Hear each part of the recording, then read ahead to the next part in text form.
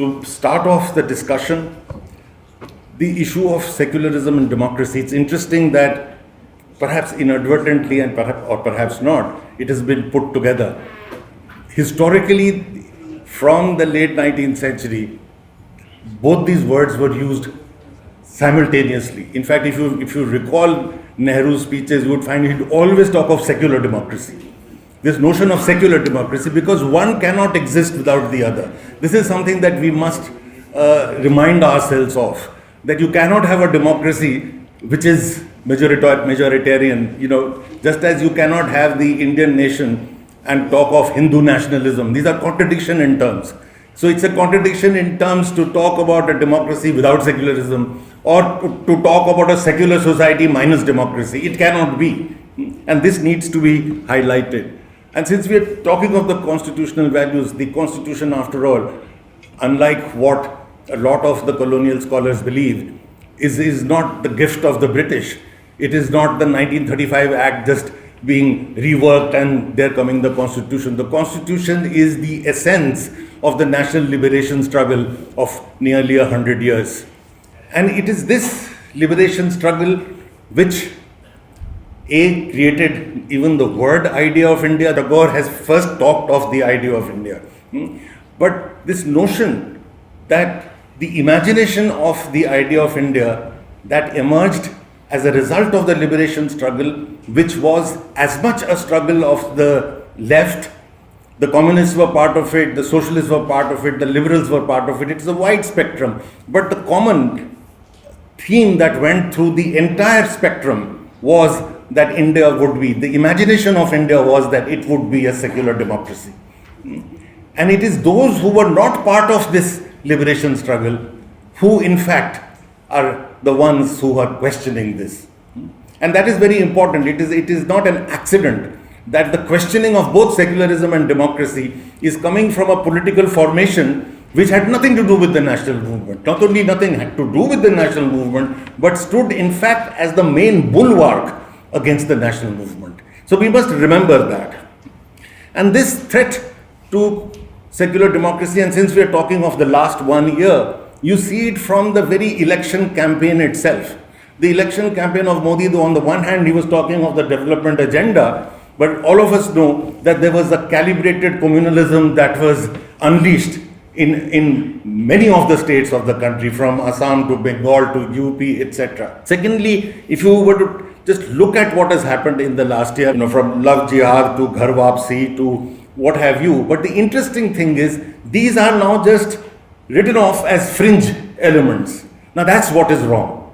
What is happening is that the last 1 year has allowed the RSS to bring up its mainstream ideas into politics, into the public domain, and write it off as saying these are fringe elements. These are not the fringe elements. This is what is the RSS, and this is what is being allowed. And the RSS is very clear about it. If you've read today's newspaper, the one senior RSS leader says all that we want is that Modi should be in power for 10 years. And in that time, we will have got to every village in this country, more than 6 lakh villages. Under that shield, they want to bring in their politics. As for the democracy aspect, I think what we have seen in the last 1 year, the entire corporates got together and took a position with the communal forces. It never happened. And this is the first. They are behaving exactly as they behaved in the 1930s in Germany, believing that Hitler would be the answer. That once they bring Modi up there, then we will be able to control them. They're making again the same mistake that was made in Germany at that time. But that apart, the democracy is being threatened by the muzzling of the media in various forms, which was so nicely discussed in the last session. It is being muzzled by the use of the ordnance route that we are all seeing very clearly, but much more, and also by bringing in the mindset of majoritarianism. This is not what was, again, the idea of India. The idea of India from its very inception in the late 19th century was not majoritarianism. It is not whatever the majority decides does. It was consensual. There is no democracy unless you have the consent even of the smallest groups. But that is what is being threatened in a very big way. Wherever you can get the numbers on your side, you ram through a certain policy is not what is democracy. And I think the third major element that you see here, which is a big change from the early days, and certainly, and I'm going to invoke Nehru because these are days of demonizing Nehru. The spirit of the Nehruvian period was to work with the opposition. Nehru repeatedly would say, I want a strong opposition.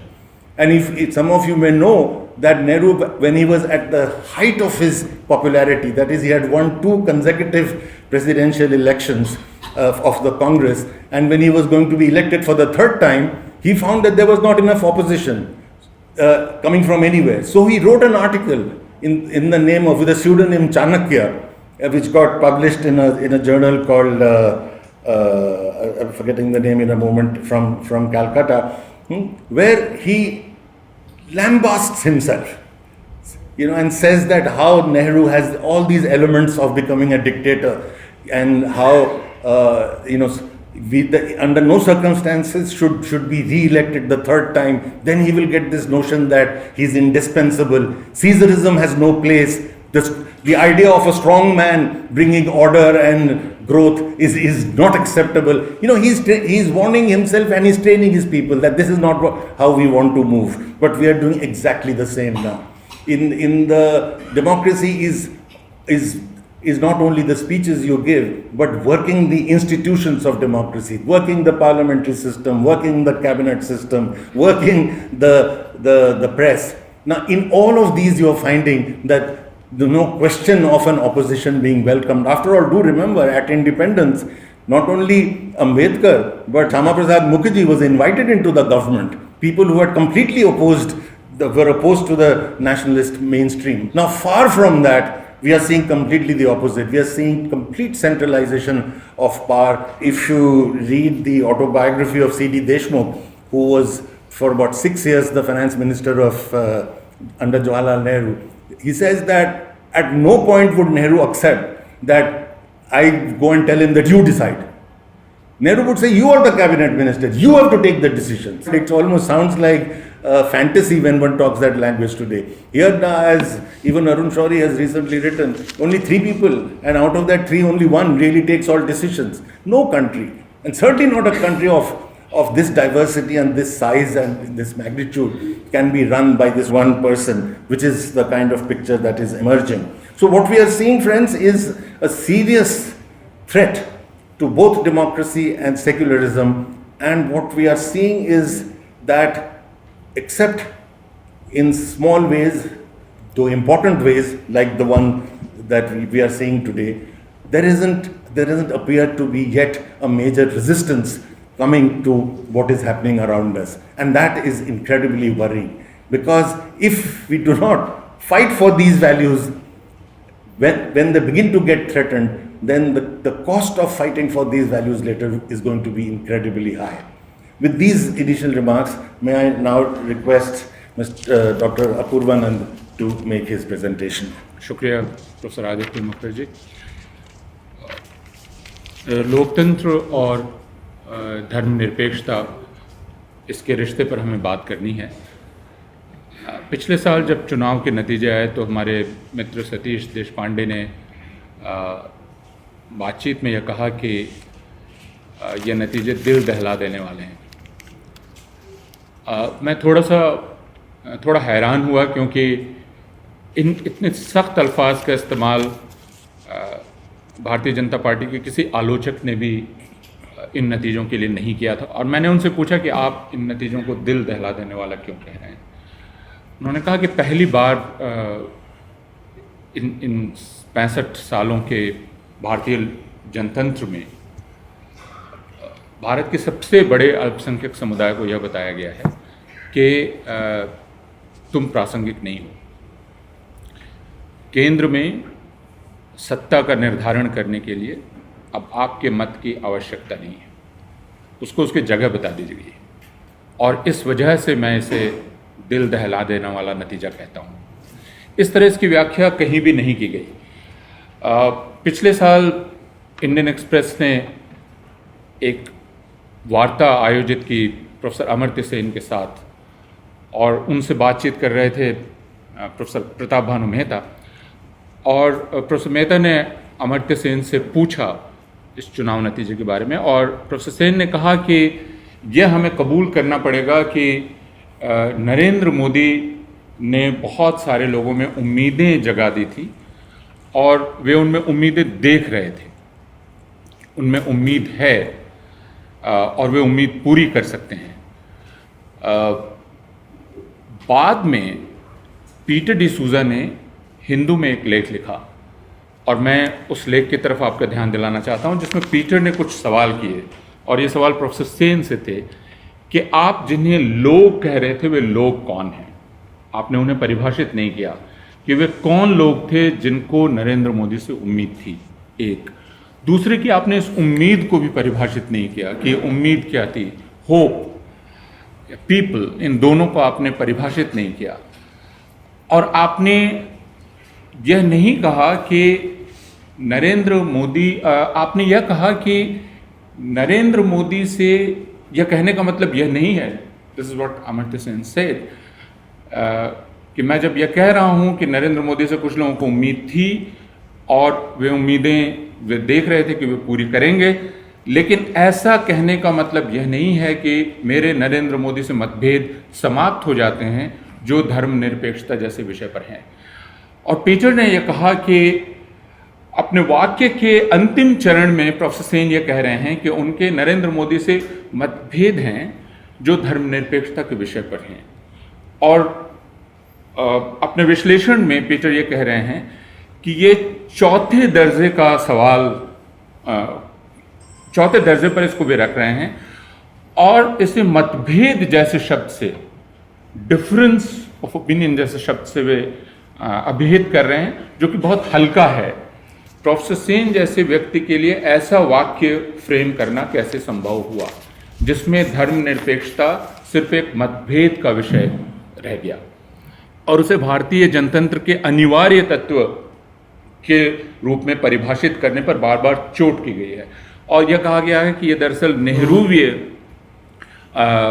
बुद्धिजीवियों का एक शगल रहा है, और इस शगल से छुटकारा पा लेना चाहिए। और इसके लिए जो सैद्धांतिक आधार तैयार किया गया है, हालांकि मैं फिर थोड़ा सरलीकरण कर रहा हूँ, सिंप्लीफिकेशन है, वह सैद्धांतिक आधार टी.एन. मदान और आशीष नंदी जैसे सिद्धांतकारों ने तैयार किया है, जिसमें उन्होंने धर्मनिरपेक्षता को भारतीय परंपरा और भारतीय जीवन के विरोधी विचार के रूप में स्थापित किया है। ये बहुत दिलचस्प है, क्योंकि भारतीय धर्मनिरपेक्षता का विचार जो प्रस्तावित किया जा रहा था, और उसे नेहरू ने अनेक जगह परिभाषित किया है, अनेक कुछ किताबों के प्रस्तावना में और दूसरी तमाम जगह, यह धर्मनिरपेक्षता पाश्चात्य धर्मनिरपेक्षता से बिल्कुल अलग है। नेहरू अनेक बार यह कहते हैं कि मुझे धर्म से कोई परहेज नहीं है। नेहरू यह बहुत स्पष्ट रूप से कहते हैं कि मैं कौन होता हूं, अगर किसी को पत्थर पूजने से सुकून मिलता है तो आखिर मैं कौन होता हूं उसके इस सुकून पर सवाल खड़े करने वाला। लेकिन आखिर यह कैसे हुआ कि पिछले 40 साल में अभियान जैसा चलाया गया जिसमें यह सिद्ध कर दिया गया कि नेहरू पाश्चात्य धर्मनिरपेक्षता को भारत की ज़मीन में ज़बरदस्ती रोकने की कोशिश कर रहे थे, जबकि यह ज़मीन उसको रिजेक्ट कर रही है। यह एक सवाल है जिसका पिछले 1 साल में हमें जवाब खोजने की ज़रूरत थी। हमने बहुत कायदे से अभी भी इस पर काम नहीं किया है। मैं ऐसा मानता हूं कि जनतंत्र जिसे कहते हैं वो कई तत्वों से मिलकर बनता है। भारतीय जनतंत्र, जैसा प्रोफेसर मुखर्जी ने ठीक कहा, धर्मनिरपेक्षता के बिना उसकी कल्पना करना संभव नहीं है। एक बार आप धर्मनिरपेक्षता को उससे अलग कर देते हैं, फिर वह जनतंत्र नहीं रह जाता है, कुछ और हो जाता है। दूसरी इस बात की तरफ भी उन्होंने ध्यान दिलाया कि सांस्थानिक प्रक्रियाएं बहुत महत्वपूर्ण हैं। जो संस्थान निर्मित होते हैं, जो जनतंत्र को बनाते हैं, वो चाहे कैबिनेट सिस्टम हो या फिर सुबह जिसकी बात हो रही थी, यानी जुडिशरी, एग्जीक्यूटिव और बाकी तमाम चीज़ों का जो कार्य विभाजन है, वह कार्य विभाजन, यानी सरकार और राज्य एक नहीं है, जुडिशरी और एग्जीक्यूटिव एक नहीं है, और वे एक टेबल पर नहीं बैठ सकते हैं। ये बातें बहुत स्पष्ट रहनी चाहिए। लेकिन पिछले 1 वर्ष में यहाँ तक कि मीडिया राज्य से अलग है और सरकार से अलग है, लेकिन पिछले एक वर्ष में या उसके पहले के क्रम में हमने अभियान के क्रम में यह देखा है कि मीडिया ने अपने आप को राष्ट्रहित के पैरोकार के रूप में प्रस्तावित करना शुरू किया है। जैसे वो राष्ट्रहित की पैरवी करेगा और राष्ट्रहित की पैरोकारी करेगा और वह राष्ट्र विरोधियों की पहचान करेगा। तो मीडिया पिछले कुछ सालों में जो भूमिका निभा रहा था उससे बिल्कुल अलग भूमिका पिछले एक वर्ष में उसकी होती हुई हम देखते हैं। अगर इस चीज की तरफ हमारा ध्यान जाए कि आज से 2 वर्ष पहले एक शब्द बहुत लोकप्रिय था मीडिया में भी और दूसरी जगह भी, वह था नॉलेज इकोनॉमी। हालांकि हम लोग इस शब्द के विरोधी थे, हमारा यह कहना था कि नॉलेज इकोनॉमी जैसे शब्द इस्तेमाल नहीं होना चाहिए। लेकिन पिछले एक वर्ष में नॉलेज यह शब्द ऑफिशियल पार्लेंस में आपने एक बार भी नहीं सुना होगा। नॉलेज शब्द आसानी से स्किल से बदल दिया गया है और किसी को यह दिखलाई भी नहीं पड़ा है। किसी ने नॉलेज शब्द के एब्सेंस पर एक बार भी सवाल खड़ा नहीं किया है, जबकि आज से 3 वर्ष पहले तक इस बात पर पूरी सहमति थी कि नॉलेज के बिना यह डेमोक्रेसी नहीं चल सकती है।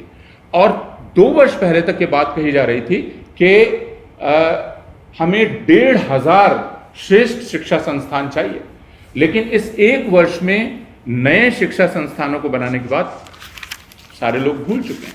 यानी जनतंत्र को अब नए शिक्षा संस्थानों की आवश्यकता नहीं है। इसका क्या संबंध धर्मनिरपेक्षता से है? धर्मनिरपेक्षता इसमें कैसे प्रभावित होती है और क्यों हम धर्मनिरपेक्ष लोकतंत्र की बात कर रहे हैं? मैं ये प्रस्तावित करना चाहूँगा कि जिन 2 चीज़ों को एक दूसरे के विरुद्ध खड़ा किया गया वह है धर्मनिरपेक्ष लोकतंत्र और विकासवादी लोकतंत्र।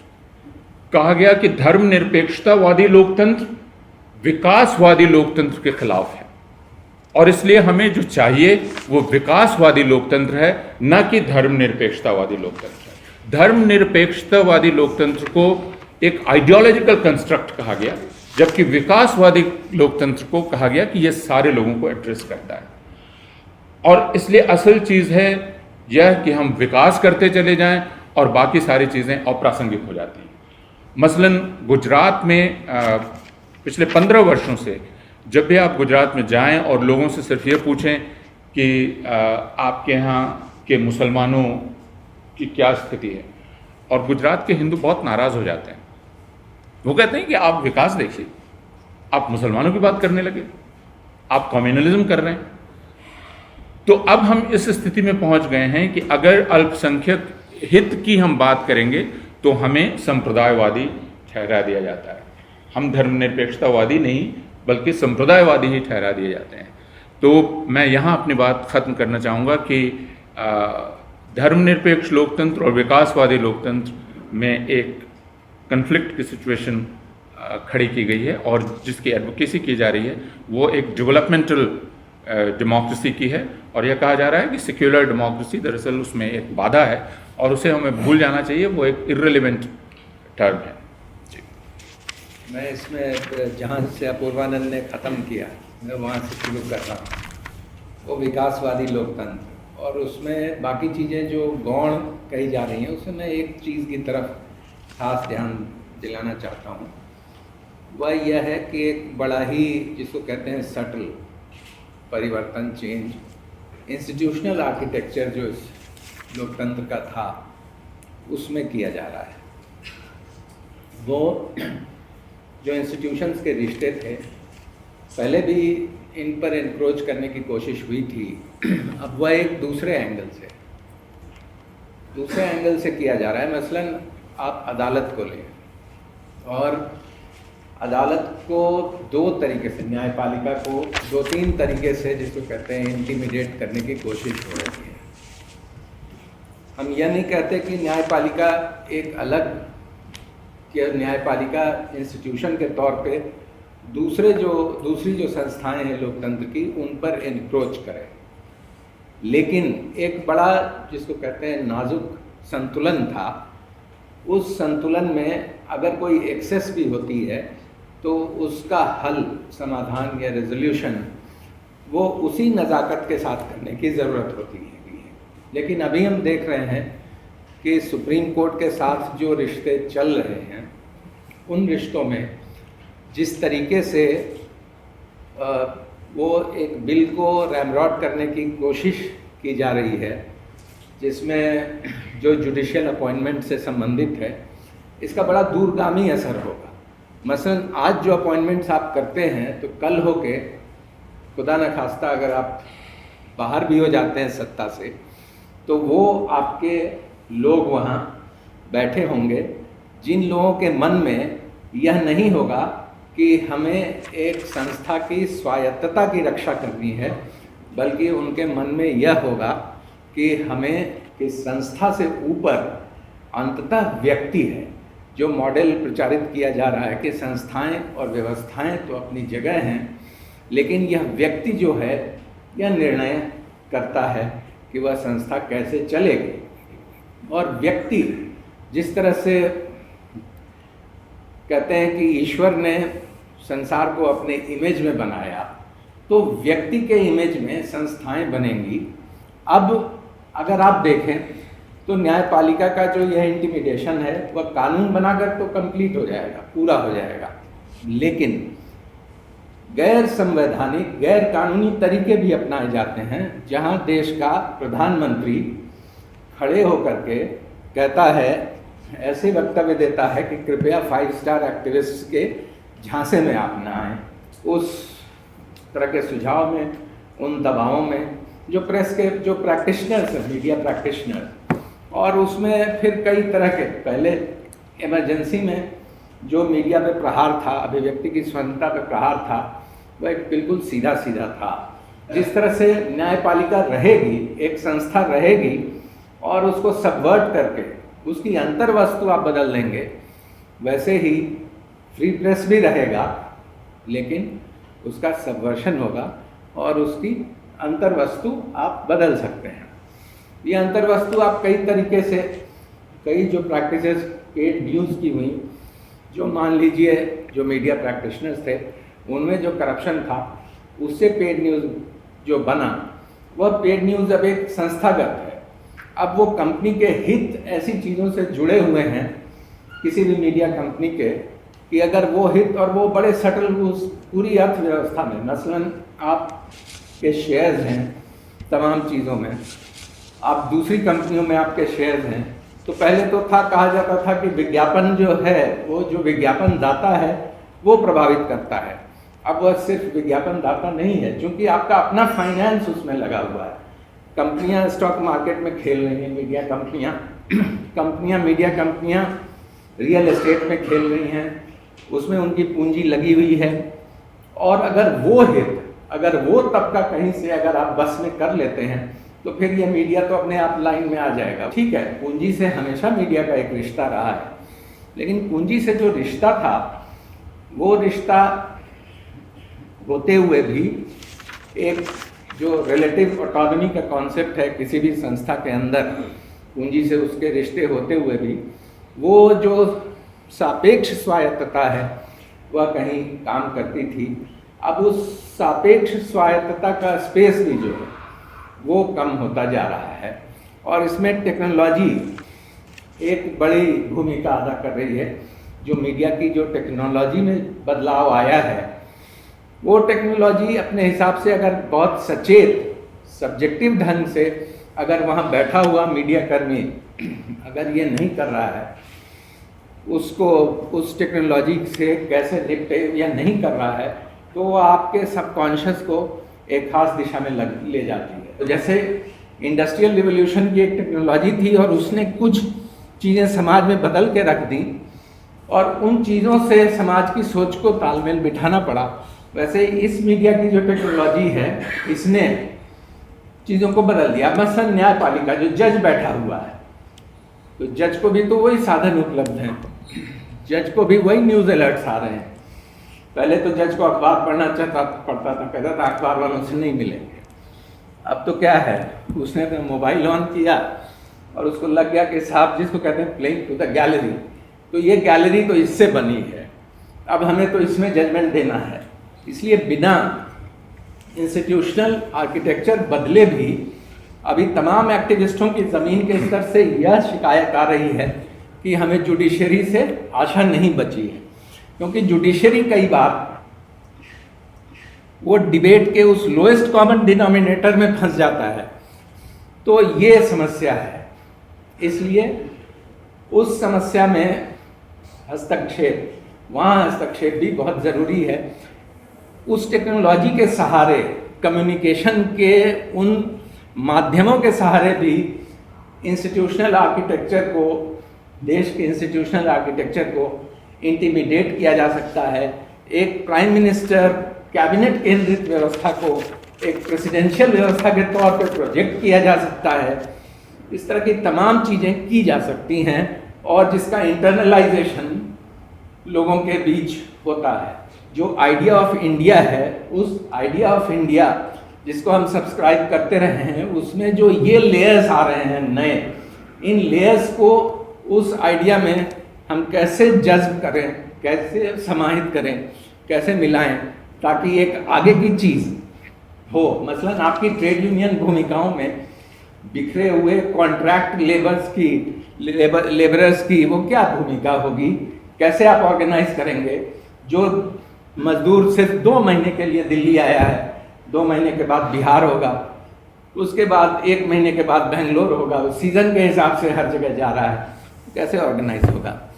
तो ये तमाम तरह की चीज़ें हैं जो किसी भी संगठन को बनाने में, किसी भी कहीं भी आज की तारीख में, और किसी भी एक जहरीले आइडिया का मुकाबला करने के लिए उसको उसके अनुरूप सोचने की, उससे निपटने की तैयारी की ज़रूरत है। Thank you very much. I think a very important point that has been made by both of them is that the state is not to be equated with government.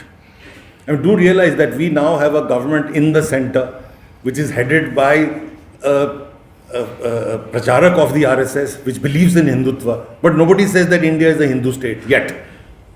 So there is a distinction, and that is what they have been pointing out. The state is the government plus all the state apparatuses, the education system, the media, the bureaucracy, the judiciary, the police, and it is also civil society.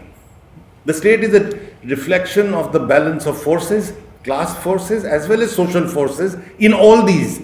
And we would be making a big error.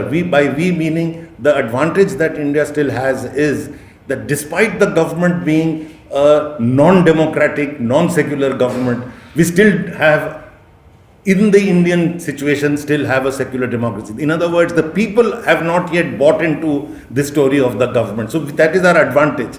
But the disadvantage is that if we do not watch what is happening in all these state apparatuses, what is happening in media, which was so beautifully brought out, the fact that the BJP is overactive in all these state apparatuses, and the majority of the Indian people do not often have a voice in these. They are the ones who are the most active in education. They have thousands of schools, we have none. So it is, I mean, let us face up to it that we must find instruments through which we will be able to give voice to those who do not agree with this sectarian, communal vision of India. How do we give them voice in all these places? How do we give them voice in the media? How do we give them voice in the education system? How do we do it in the judiciary? We know that the BJP, in fact, being a deeply ideological party and having understood this, that the state is not only government, has focused on civil society, has focused on education, has focused on media, has focused on the judiciary, has been recruiting, making strategic recruitments in the police and the bureaucracy for decades. Now all that is speaking up. All that is now beginning to make a change.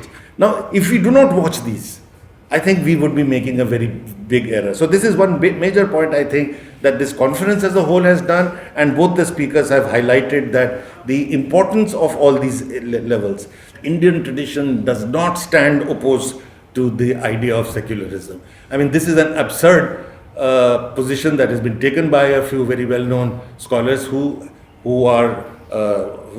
in my opinion are third world scholars venerated in the first world primarily. They do not have that kind of acceptance in the country. People still believe in what Nehru had to say on this, or what Amartya Sen has had to say on this, that in fact it is quite the opposite. If there is anything in the Indian tradition, it is the ability to live with difference. That is one of the major arguments he makes in his Argumentative Indian, that from ancient period onwards, that there is a greater dialogical tradition in Sanskrit than you will find in Greek, Latin and others. That is certainly an advantage with us. And that our secularism doesn't have to be one which is opposed to religion. Each society has a different notion of what constitutes the secular. A very good point made. And the third point that I wanted to just highlight for you was that this idea which Apurvanand ji in the very beginning said, that we will focus on development, and he's quoting Amartya Sen on this, but we have a disagreement on the secular question. Now this approach is completely unacceptable.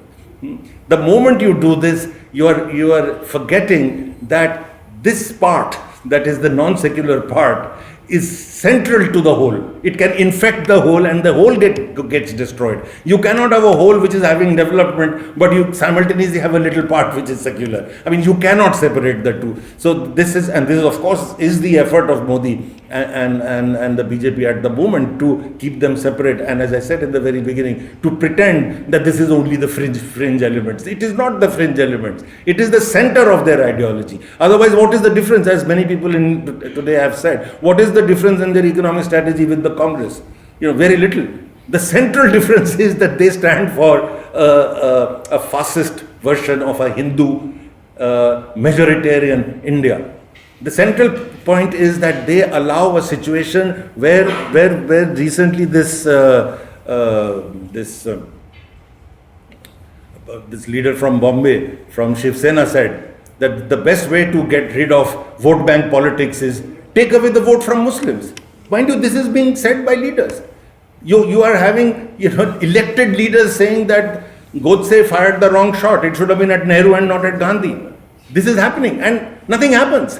Neither the judiciary, nor the press, nor the bureaucracy, all these other instruments of the state which are supposed to be alert to these things happening, is not happening. That is where the danger is. We have got to get people to speak up and stand up, and I'm proud to be associated with your effort in that direction. Thank you very much.